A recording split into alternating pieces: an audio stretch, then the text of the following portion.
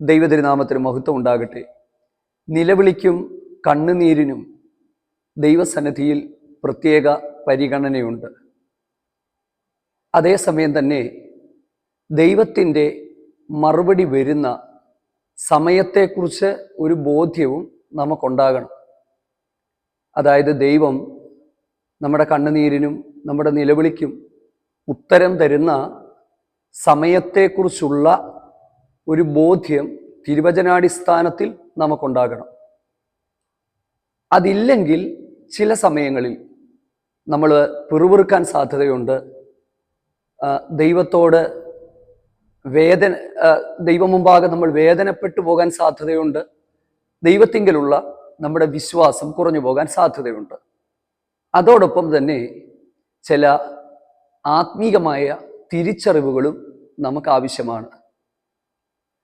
ഒരേ സമയം രണ്ടുപേര് അപ്പുറവും ഇപ്പുറവും ഇരുന്നു കൊണ്ട് നിലവിളിച്ചൊരു ഭാഗം ദൈവവചനത്തിൻ്റെ അകത്ത് എഴുതിയിട്ടുണ്ട്.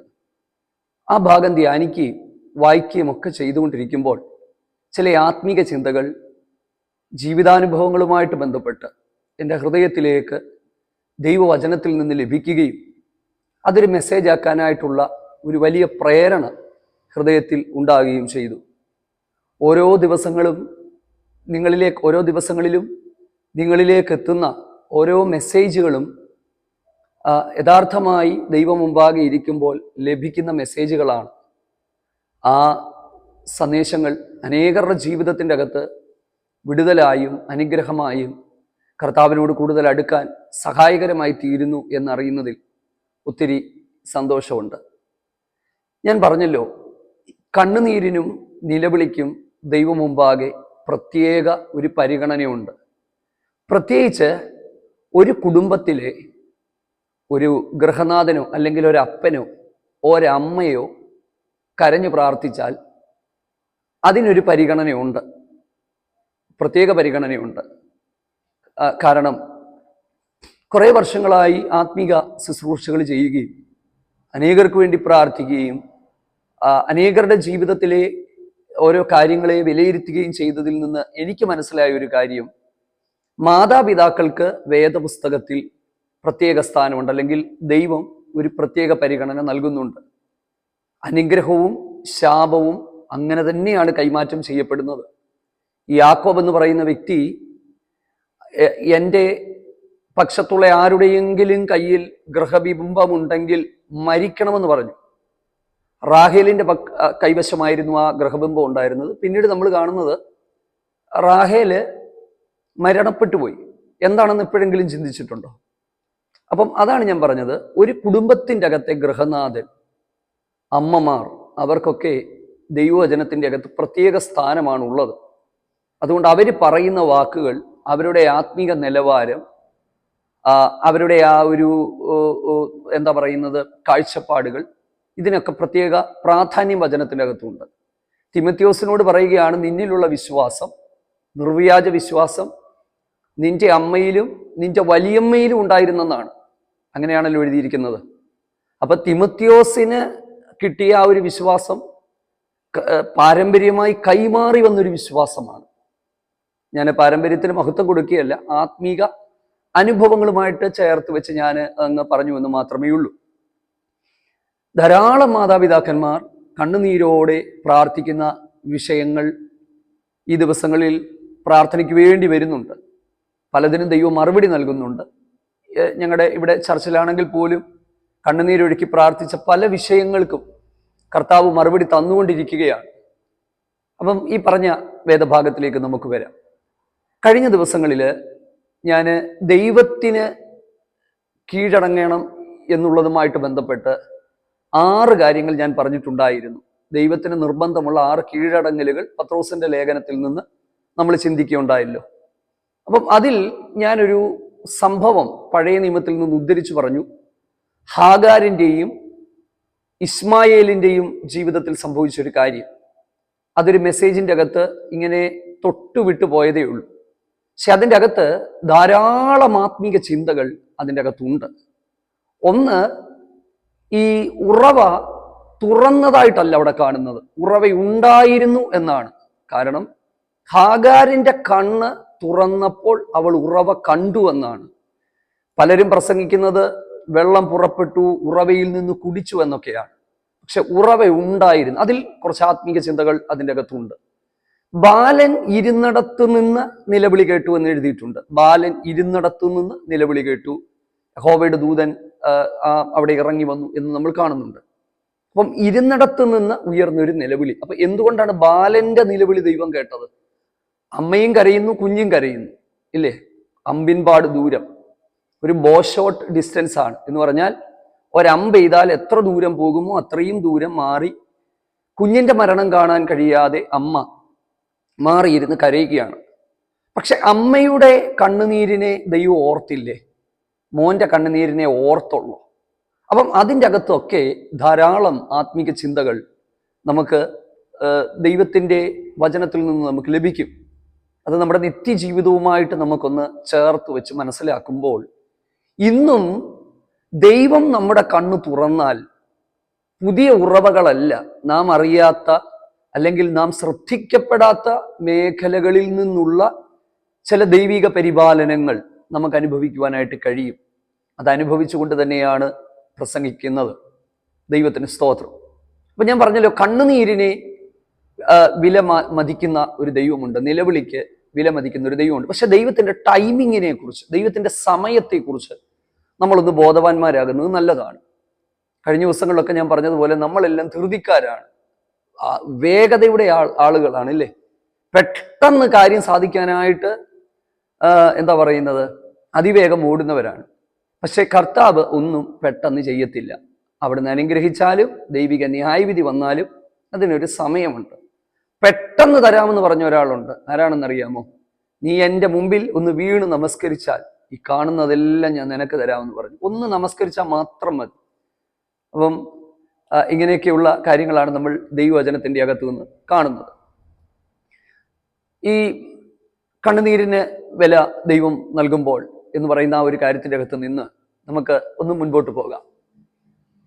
ഞാൻ കഴിഞ്ഞ ദിവസങ്ങളിൽ ഞാൻ പറഞ്ഞിരുന്നല്ലോ, ഉൽപ്പത്തി പുസ്തകം 16-ാം അധ്യായത്തിലും 21-ാം അധ്യായത്തിലും 2 കരച്ചിലുകൾ അല്ലെങ്കിൽ 2 ഉഴൽച്ചകൾ നമുക്ക് കാണാനായിട്ട് പറ്റുന്നുണ്ട്. ഹാഗാറിന്റെ ജീവിതത്തിലാണ് സംഭവിച്ച ഒരു കാര്യമെന്ന് പറയുന്നത്.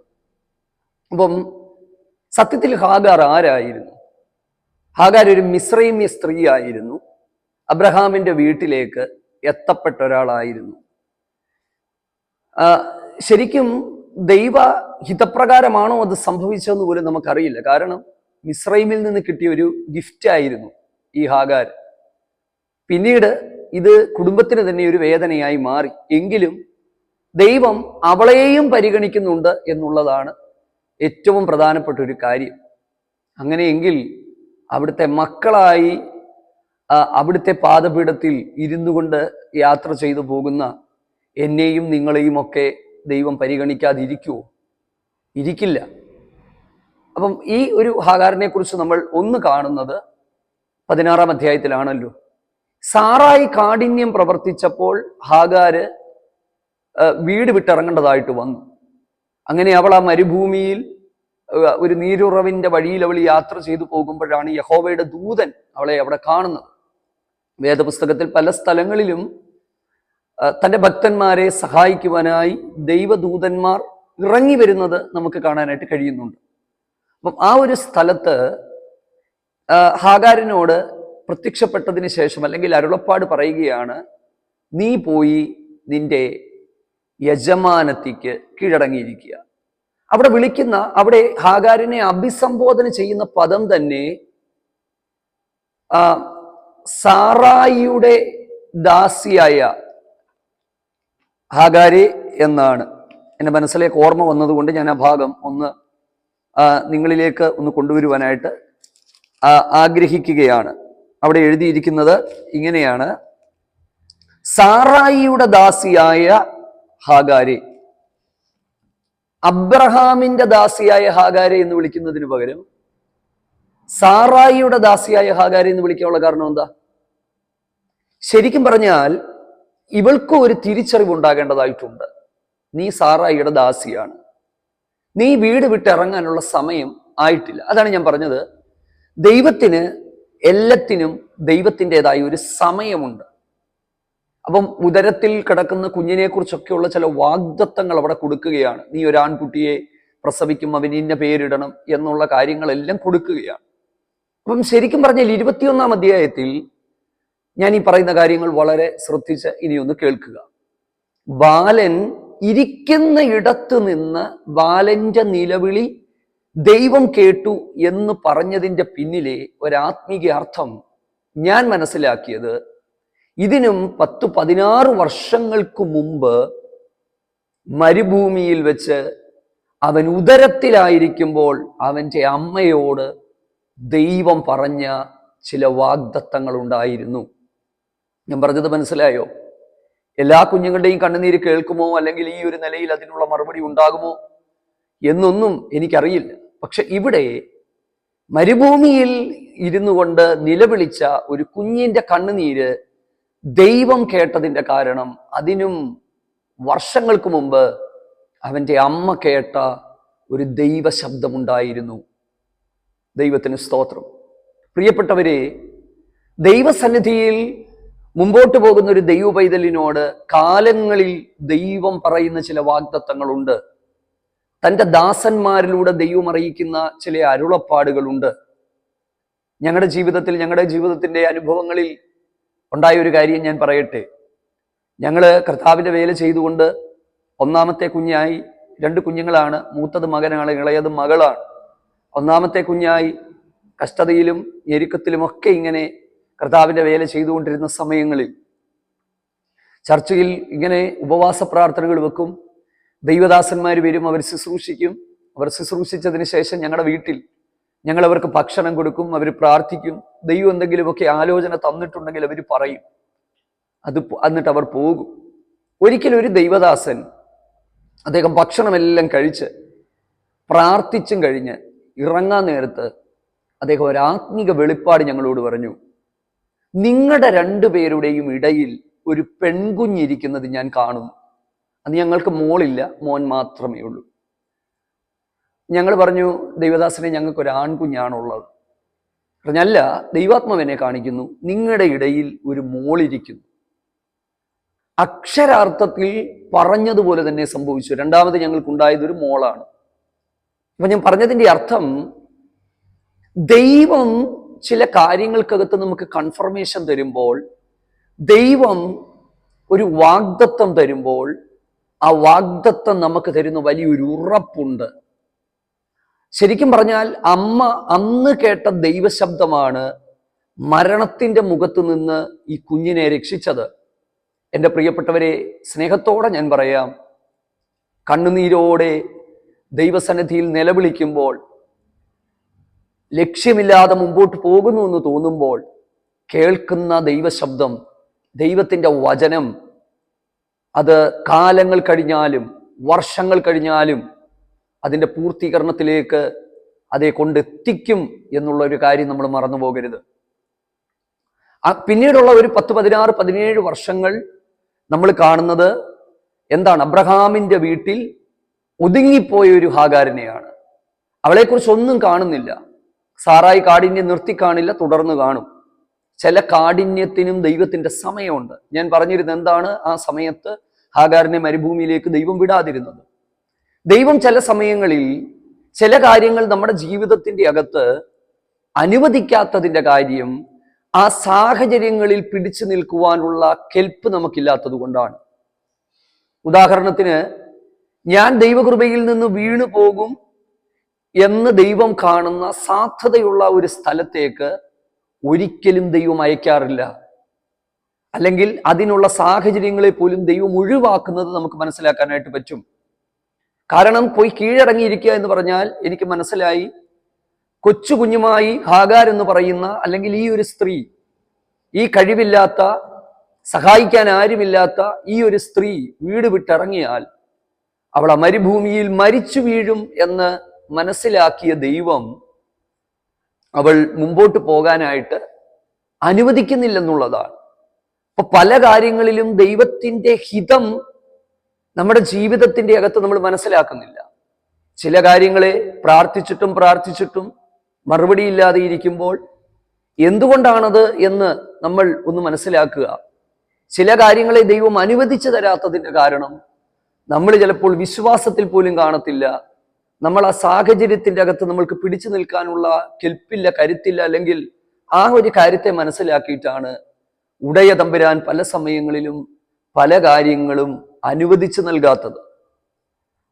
പിന്നീട് നമ്മൾ കാണുന്നത് എന്താണ്? ഞാൻ വേഗത്തിൽ മുമ്പോട്ട് പോവുകയാണ്. 21-ാം അധ്യായത്തിലേക്ക് നമ്മൾ വരുമ്പോൾ ഹാഗാര് പുറത്താകേണ്ടുന്ന ഒരു സാഹചര്യമായി. ആ സമയത്ത് അബ്രഹാമിനോടും ദൈവം പറഞ്ഞവളെ പുറത്താക്കാൻ പറയുകയാണ്. എന്നെ അതിൻ്റെ അകത്ത് ചിന്തിപ്പിച്ചൊരു കാര്യമെന്ന് പറയുന്നത്, ഇത്രയും സമ്പന്നനായൊരു മനുഷ്യൻ അവളുടെ കയ്യിൽ കൊടുത്തുവിട്ടത് എന്താണ്? വളരെ ഒരു അപ്പവും വെള്ളവും മാത്രം കൊടുത്തിട്ടാണ് ഇറക്കി വിട്ടത്, അല്ലേ?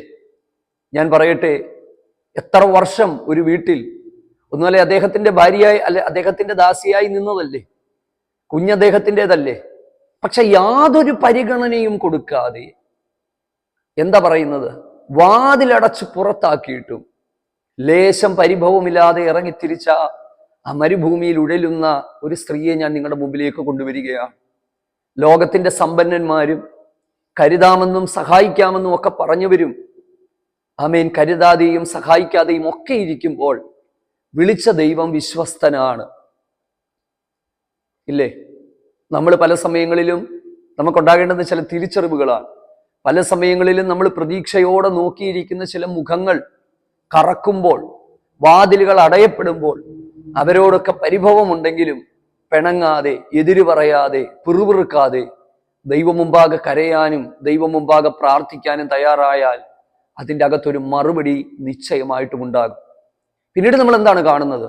അവൾ ആ മരുഭൂമിയിലേക്ക് പോവുകയാണ്. ബേർശേബ മരുഭൂമിയിൽ ഉഴന്നു നടന്നു. പറഞ്ഞു തീർക്കാൻ എളുപ്പമാണ്, പക്ഷെ ഉഴന്നു നടന്നു എന്ന് പറഞ്ഞാൽ അതിന്റെ ബുദ്ധിമുട്ട് നമുക്കറിയാം. കുഞ്ഞിനെ കൊണ്ടുവന്ന് അവിടെ ഇട്ടു. ഇതിൻ്റെ അകത്ത് നമ്മൾ ശ്രദ്ധിക്കേണ്ട ഒരു കാര്യം എന്ന് പറയുന്നത്, വീട് വിട്ട് ഇറങ്ങിയപ്പോൾ ഇവളുടെ കയ്യിൽ ഇവൾക്ക് താൽക്കാലികമായി ജീവിക്കാനുള്ള പലതും ഉണ്ടായിരുന്നു. എന്ന് പറഞ്ഞാൽ വെള്ളമുണ്ട്, അപ്പമുണ്ട്. പക്ഷെ ഇത് തീർന്നപ്പോഴാണ് അവൾ കരയാൻ തുടങ്ങിയത്, കുഞ്ഞ് കരയാൻ തുടങ്ങിയത്. ഈ പല സമയത്തും നമ്മുടെ ആശ്രയം നഷ്ടപ്പെടുമ്പോഴാണ് ദൈവസന്നിധിയിലേക്ക് നമ്മൾ പോകുന്നത്. ഞാൻ പറയട്ടെ, ആശ്രയം നഷ്ടപ്പെട്ടിട്ട് ദൈവസന്നിധിയിലേക്ക് പോകുന്നതിനേക്കാൾ അതിനു മുമ്പേ ദൈവം മുമ്പാകെ ഒന്ന് വീഴുന്നത് അനുഗ്രഹമല്ലേ? ഇല്ലേ? പല സമയത്തും നമ്മുടെ കൈകളിലുള്ള കരുതലുകൾ തീർന്നുപോയി മരണത്തെ മുഖാമുഖം കാണുമ്പോഴാണ് ഏറ്റവും ഒടുവിലാണ് ദൈവത്തിങ്കിലേക്ക് വരുന്നത്. അവിടെ ഒരു ഡോക്ടറുണ്ട്, ആ ഡോക്ടർ നല്ലതാണ്. ഇവിടെ ഒരു ഡോക്ടറുണ്ട്, അദ്ദേഹം നല്ലതാണ്. പിന്നെ ഡൽഹിയിൽ ഒരു ഡോക്ടറുണ്ട്, അദ്ദേഹം നല്ലതാണ്. എല്ലാം കഴിഞ്ഞ് ലാസ്റ്റിൽ ഒരു ഗതിയുമില്ലാതെ വരുമ്പോഴാണ് പലരും ഒന്ന് പ്രാർത്ഥിക്കാമോ, ഒന്ന് ഇതിൻ്റെ പുറകിലുള്ള കാര്യം പറയാമോ എന്നൊക്കെ പറഞ്ഞ് ദൈവസന്നിധിയിൽ എത്തുന്നത്, പലരും ദൈവദാസന്മാരുടെ അരികിൽ പോലും എത്തുന്നത്.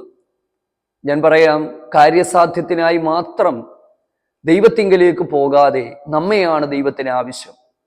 അപ്പോൾ കുഞ്ഞ് കരഞ്ഞു, അമ്മ കരഞ്ഞു. വചനത്തിൽ എഴുതിയിരിക്കുന്നത് കുഞ്ഞിന്റെ നിലവിളി ദൈവം കേട്ടു എന്നാണ്. ബാലന്റെ നിലവിളി ദൈവം കേട്ടു, അമ്മയുടെ നിലവിളി കേട്ടില്ല എന്ന് എഴുതിയിട്ടില്ല. ബാലന്റെ നിലവിളി ദൈവം കേട്ടു. എന്താണ് ബാലന്റെ നിലവിളി ദൈവം കേൾക്കാനുള്ള കാരണം? അതാണ് ഞാൻ ആരംഭത്തിൽ പറഞ്ഞത്. നാളുകൾക്ക് മുമ്പേ ഒരമ്മയോട് ദൈവം പറഞ്ഞ വാഗ്ദത്തമാണ്.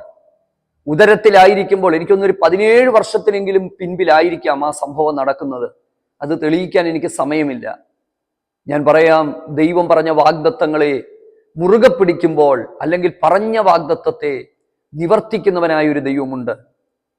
ഞങ്ങളുടെ ഇവിടെ ചർച്ചിൽ തന്നെ അനേക നാളുകളായി വിവാഹം കഴിക്കാതിരുന്ന ഒരു ചെറുപ്പക്കാരൻ സഭയായി ഉപവസിച്ചു, പ്രാർത്ഥിച്ചു. ഒത്തിരി തടസ്സങ്ങൾ ഉണ്ടായിരുന്നു, അമ്മയൊക്കെ കരഞ്ഞു.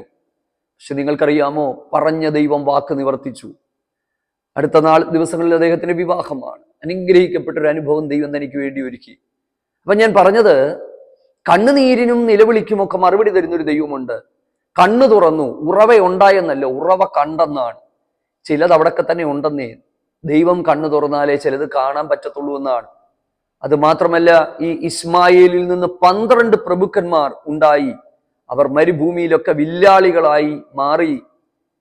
അതിനെക്കുറിച്ചൊക്കെ പഠിച്ചപ്പോൾ ഇന്നത്തെ അറബി നാടുകളുടെ ഒരു ഭാഗങ്ങളിലെല്ലാം അവരുടെ ഡിസെൻഡൻസ് ആണെന്നാണ് ചില പഠനങ്ങളിൽ അല്ലെങ്കിൽ ചില വേദപണ്ഡിതന്മാർ അഭിപ്രായപ്പെടുന്നത്. എന്തുമായിക്കൊള്ളട്ടെ, ഹർഷലിനെയും കണ്ണുനീരിനെയും ഒന്നും തള്ളിക്കളയാത്തവനായ നല്ല ദൈവം, ആമേൻ, അപ്പുറത്തും ഇപ്പുറത്തും ഇരുന്ന് അമ്മയുടെ കരച്ചിലും മകന്റെ കരച്ചിലും സ്വർഗത്തിലേക്ക് എത്തുമ്പോൾ അത് കേട്ട് മറുപടി നൽകി തന്ന കർത്താവ്, അതെ, മാതാപിതാക്കന്മാരുടെ കണ്ണുനീരിനും ആമേൻ വേദനകൾക്കുമൊക്കെ മറുപടി നൽകി തരട്ടെ. ആമേൻ. God bless you. ഈ സന്ദേശം നിങ്ങൾക്ക് അനുഗ്രഹമായി എന്ന് വിശ്വസിക്കുന്നു. വീണ്ടും നമുക്ക് ഒരുമിച്ച് കാണാം. God bless U.